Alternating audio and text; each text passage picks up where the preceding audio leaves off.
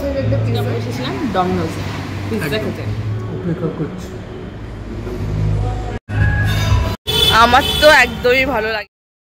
এসেছিলাম ডমিনোজে পিৎজা খেতে, তাও আবার 99 এর কম্বো, যেটা 3টে অবধি থাকে। চলো হ্যাঁ আমরা খাই, তোমরা দেখো।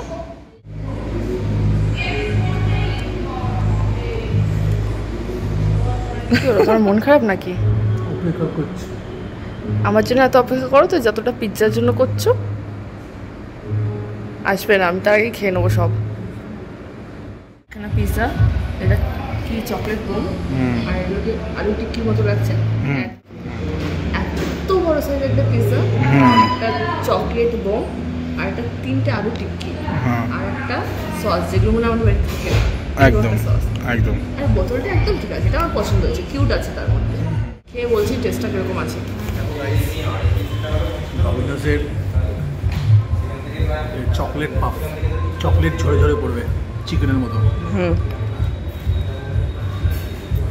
চকলেট মিসিং, থানায় যেতে হবে, থানায় যেতে হবে।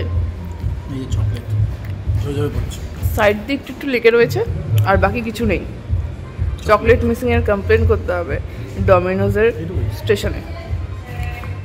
বিল পেমেন্টের আমি হঠাৎই ভিডিও করতে লেগে গিয়েছিলাম।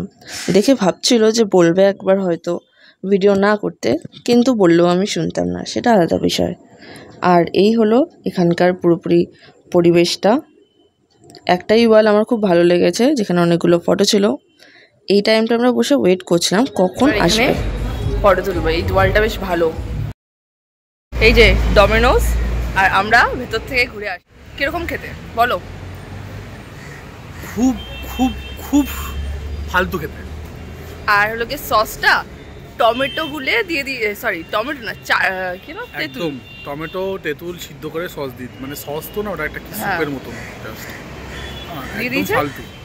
আর সাথে চকলেট কেন বম যেটা ছিল, চকলেট কোথাও ছিল না, খুঁজে পাওয়া যাবেই না।